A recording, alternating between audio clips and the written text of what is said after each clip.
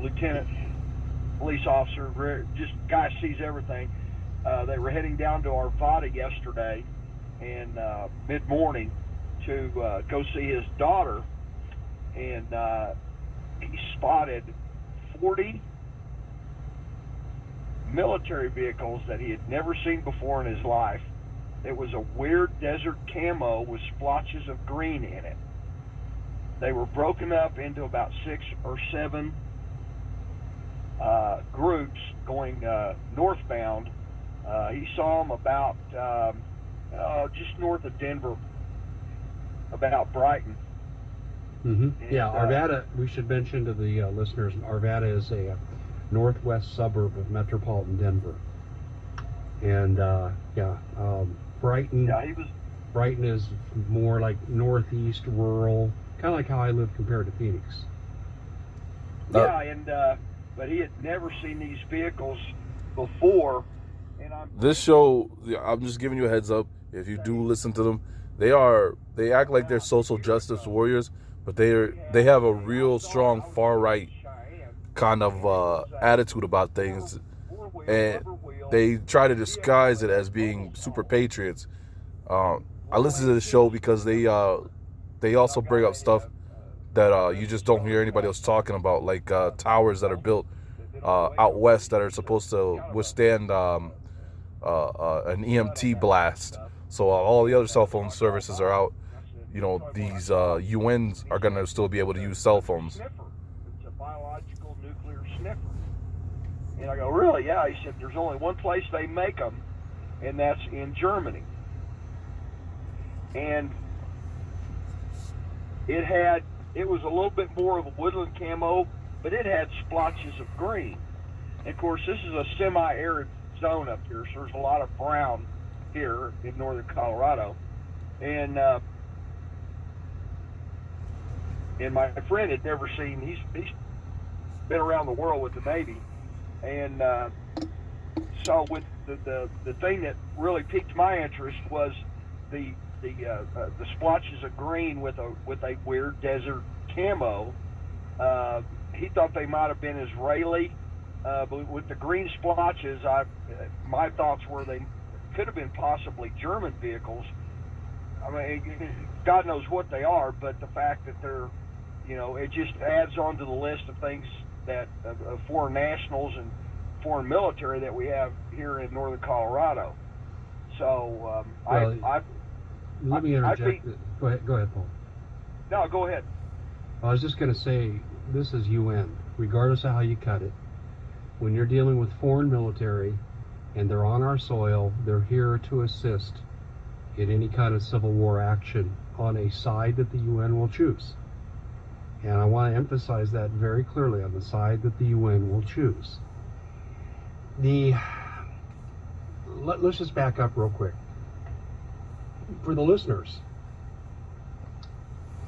do you have Russian Spetsnaz in your area? Oh, absolutely. We have for 3 or 4 years. Common knowledge in your area, correct? Well, with people in the know, it is. I mean, I don't know if Larimer County Sheriff's Department knows that they're Spetsnaz, but they know one of the officers that runs from Estes Park down south to Allen Park is kind of his territory.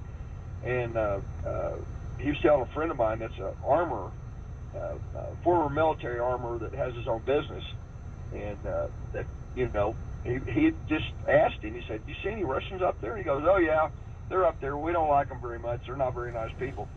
And he had dropped off a weapon to have worked on. And when he came back to pick up the weapon, my buddy asked him, "You see anything else on those Russians?" He said, "Yeah, they're bringing in their women." And but yeah, I've had people that have spotted them at the subway in Estes Park. A friend of mine, him and his wife and his daughter were. You got to think about it. Up there, they're not coming here without a green card, so subway to get a sandwich. that's where they're making them sound bigger and badder than what they are, in my opinion. Young men, and they were speaking Russian to each other, and they got up to order their sandwiches, and they just broke into perfect Johnny Carson, Nebraska English. Yeah. And isn't that the movie exactly Salt? What we see in the with Angelina Jolie TV series on FX called the Americans, and this is a direction we need to go, Paul. And here's what I'm talking about with the Americans. They're entering season 5, I believe, sometime this spring, and I binged watched over some brief vacation I had recently the first 3 seasons, and I had seen part of season 4 reruns. But I didn't catch the whole thing, but now I kind of know what it's all about. It's about 2 KGB agents trained from very young childhood to be perfect American plants. They're brought here in very early adulthood. They are expected to mate, which they do. They have 2 children by their union. The children know nothing about their parents' activities, which include treason against the United States, spying and espionage, murder, kidnapping, embezzlement. I mean, you name it, they're doing it all. But they are the heroes of the show. These 2 KGB agents, they coincidentally live across the street. Yeah, the movie Salt. From an FBI counterintelligence agent. And these agents basically are displayed as bumbling fools. It's a total communist propaganda show. No question about it. Now, let me circle the wagons here. What we're seeing with this military movement ties back in large part to the Russians. They can be satellite forces. But Paul, what I'm going to embark on is I've been asked by a high-level source, as well as a colleague, Mike Adams, to request for me to reopen my investigation into Russian subversion within our government. And I've been reviewing some information Now, this evening. I used to listen to these guys, and I had to stop because they were intolerable, especially when Trump got elected. Because when it was Obama was in office, Obama's allowing this, Obama's allowing that, Obama this, Obama that, you know. Forget how terrible things were under George Bush. It was like, we got our guy to blame, right? But as soon as Trump's in there, oh, I don't know why Trump can't pull this off. Oh, you know why. The right will, what was it? The elite will kill him. You know, he's got his hands tied. He's fighting one hand behind his back. And it's like, wait a minute, where's the objectiveness? You know, like you know, it's always shots at Obama, shots at Hillary. Forget how bad or Clinton was. Forget how bad it all were. You finally got the 2 you could take shots at. It's like, it was intolerable. It's unbearable. But every once in a while, they will give you good information about what. Well, how would they put it? Strategical setups. Like they were talking about setups they have, plans to cut off cities with certain fencing and wiring that they're practicing on dropping around major cities to cut off the city where there's only one way in and one way out. And the plans to, you know, cause people to riot and manipulate them into thinking, let's fight each other instead of planning to get out of the city. And by the time they do, they'll have killed most of each other, so they'll just get picked off if they try to go out the one-way entrance from the cities and stuff like that. But the other thing I was thinking about was this, right? They keep bringing up China's here and they keep bringing up Russia's here. And I got to go back and look over this stuff again. But it reminded me of when I used to be into Christianity, and the pastors used to talk about the book of Revelation, but they always used to go back and talk about the book of Daniel to explain the book of Revelation. And they were always talking about the Battle of Armageddon, that the Russians and the Chinese will be in the land of Israel, but they were talking about Israel over there, right? The Russians and the Chinese were going to come to the land of Israel, and they will be the last battle where, you know, Jesus returns on the white horse and he speaks, and he's gonna, with his voice, he'll kill them all. The streets will be filled with blood up to everyone's knees, you know, and stuff like that, or waist.